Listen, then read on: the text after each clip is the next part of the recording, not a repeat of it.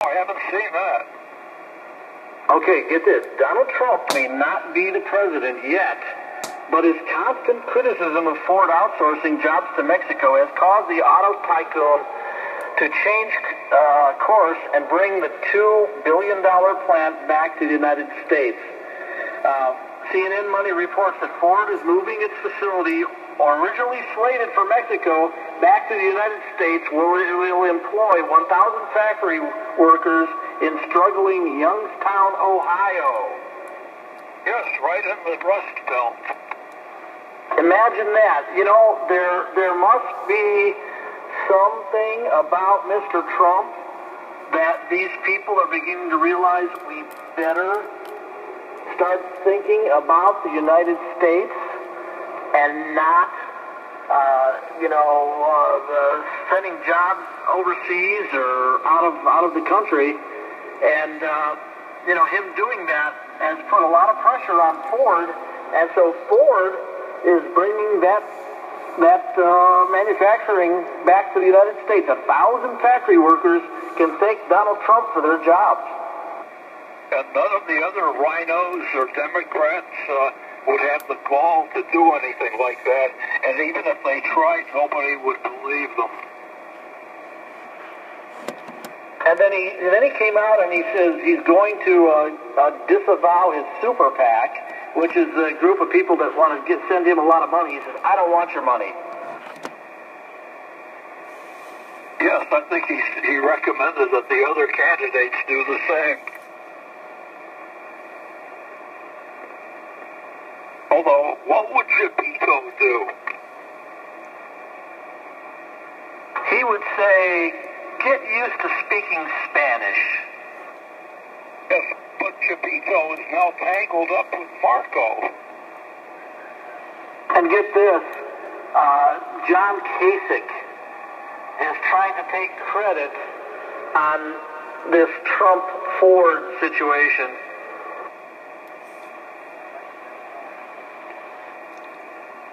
Who's sick? Kasich? Yeah.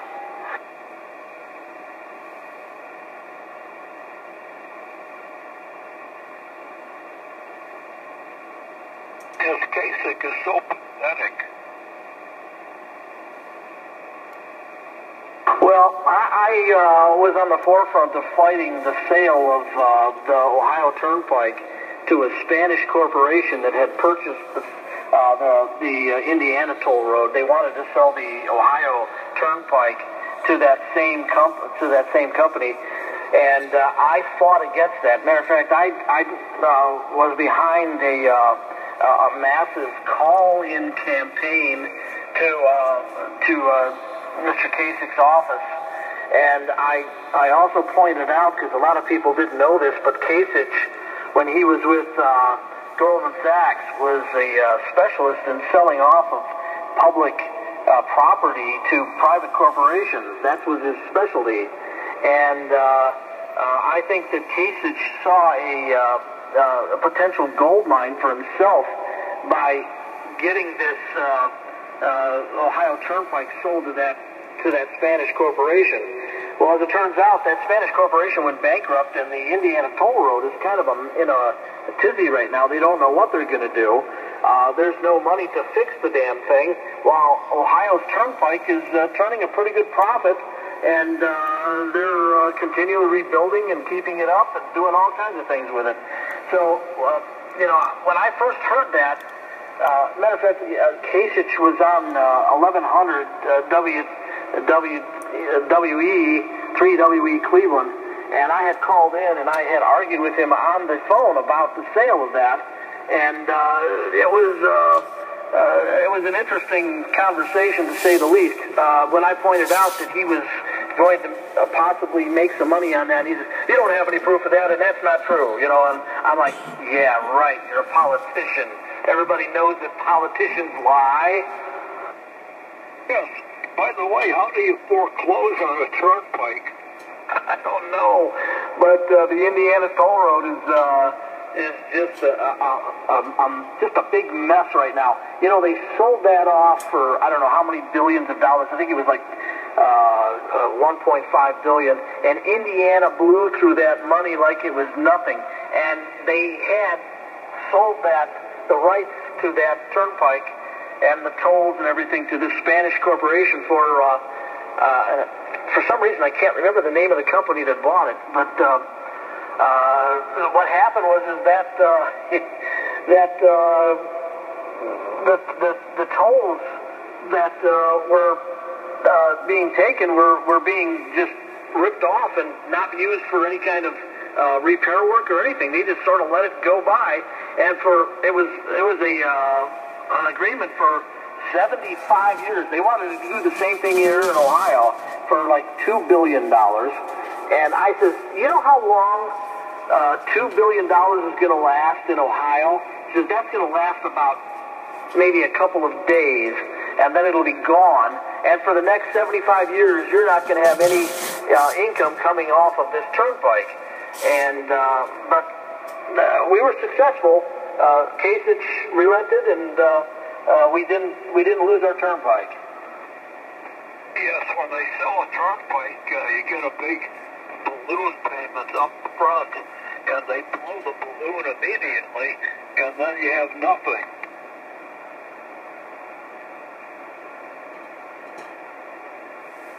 And there's no money to repair the thing either.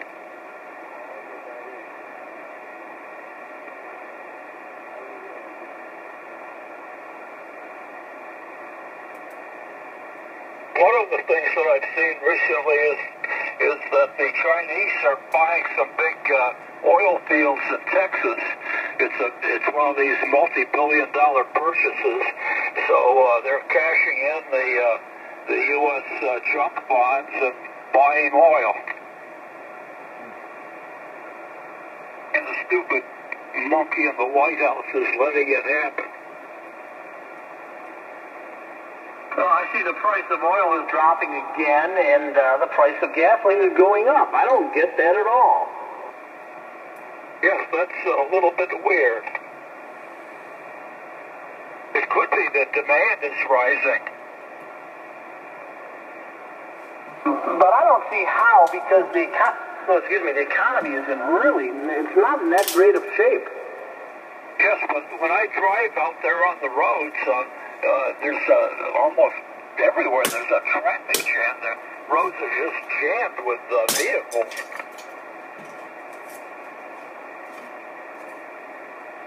All these people that are out of the workforce have nothing better to do than to drive around.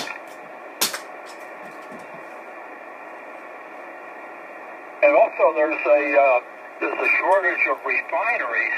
So what happens is that because there's a shortage of refineries, the crude oil producers have an excess of crude that can't be used by the refineries, but the refineries can jack up the prices because the production is limited.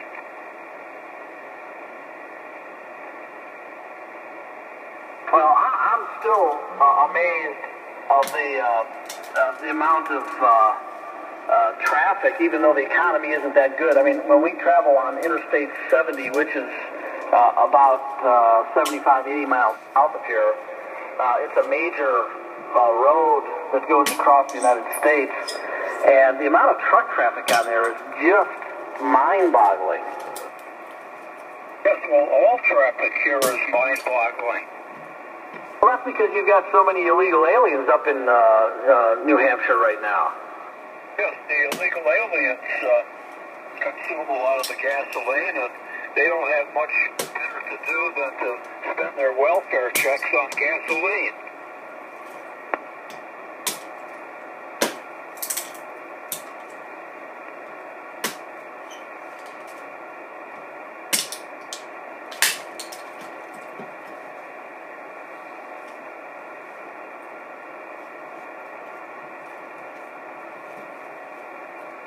Well, I think tomorrow I'm going to put up a 160-meter inverted L. I heard Kevin on the air last night with his inverted L on 80 meters, and it was impressive.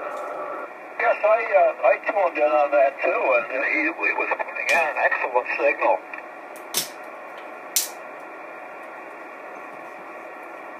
And Marty's got that pyramid antenna that they concocted, and that seems to be working very well too. He was pretty much on par with everyone else's signal as far as signal strength. Yes, I've used an inverted L for many years, and always had pretty good service from it, especially on 160 meters. Well, I believe I'm going to do the same thing that he did. I'm going to have a, raised radial. That way I don't have to put as many down. And from what I understand, you can get away with just a couple of raised radials for the inverted L and have pretty much the same effect as if you had like 30 or 40 on the ground. Yes, that's true. The raised radial gets it away from the lofty ground, and that's what counts. And if you have to put your radials on the ground, it uses insulated wire.